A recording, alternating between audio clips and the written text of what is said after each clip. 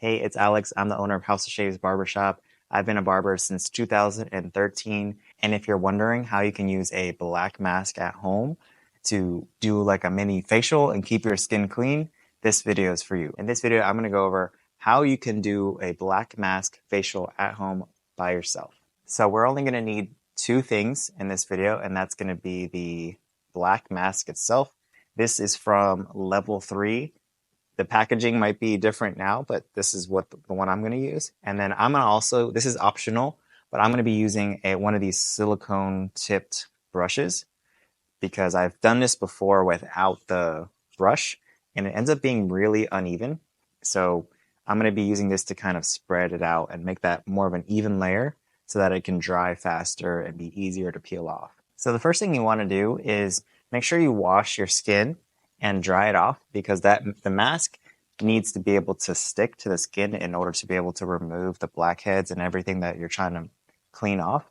And if your skin is greasy or if you have a bunch of makeup on, it's not going to work as well. You can either put the mask on your fingers and spread it on, or you can put it on the brush and use the brush too. I'm going to try the brush method first and see how that works. So I put a little bit on here like this. And already I'm liking this brush a lot more. And then we're just gonna go around the eyebrows, on the nose, and just do basically a circle around our eyes. Putting a little bit more there. This is already way more even than when I did it with my fingers, so this brush is starting to really come in handy. And my fingers are still clean, which is nice. Now this isn't wax, so you don't have to like freak out if you accidentally get it in your hair, because I did. Because I did that the first time I did this, and it's not gonna like rip out your hair. It is gonna stick to it, but don't worry about it's not wax, so it's not gonna like if you accidentally get it on your eyebrows.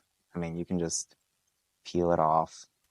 Worst case scenario, just trim those hairs off, but it's not gonna like remove your hair like wax would.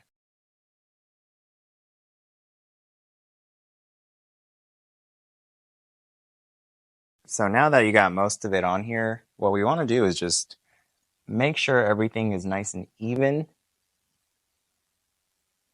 According to the instructions from this company, you want to have the thicker parts near the edge so that it's easier to peel off.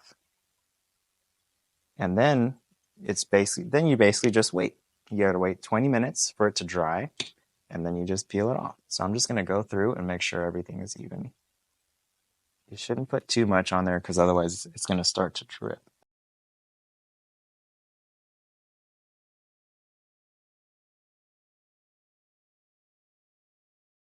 You see right here where it's dripping? You want to try to catch that because not only it might drip down onto other areas, but those areas that are thicker take longer to dry, longer than 20 minutes. So make sure you smooth everything out, even everything out. And now we're gonna wait 20 minutes. All right, so it's been almost 20 minutes exactly.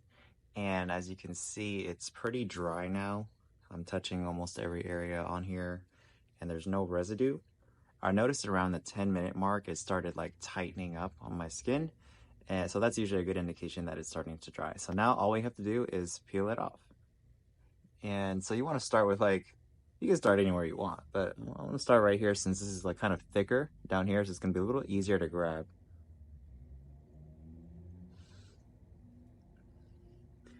And some areas where you might have accidentally put it on too thick, like down here for me, might stay behind, but that's not a big deal.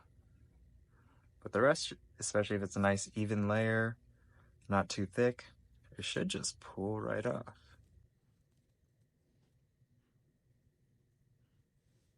So this is definitely going to take some practice. The main thing is not putting it on too thick, because you can see everywhere that it ended up being too thick is still wet. You see? But that's not a big deal. I'd recommend having like a paper towel or something close by for these areas that are still wet. And you see I did get some in my hair, but I'm not really worried about that. It should come off. So for anything that's left behind, like these wet areas, while I was waiting the 20 minutes, I made a hot towel. So all I did was I took a towel, wet it, squeezed out the excess, and then threw it in the microwave for a minute. So I'm gonna use that to kind of get rid of the rest of this. So I got my hot towel here, and I'm just gonna put it on there.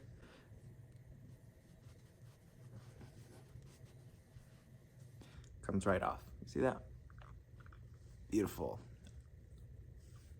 This can get a little messy, so just keep that in mind.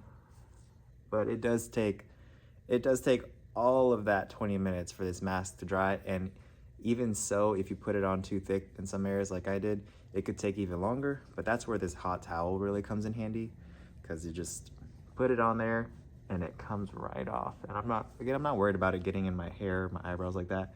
See that little bit that was here came right off. No big deal. Like, unlike wax, you really don't have to be like crazy careful with this stuff. As far as how often you should do this, I mean, me personally, probably like once a week is good.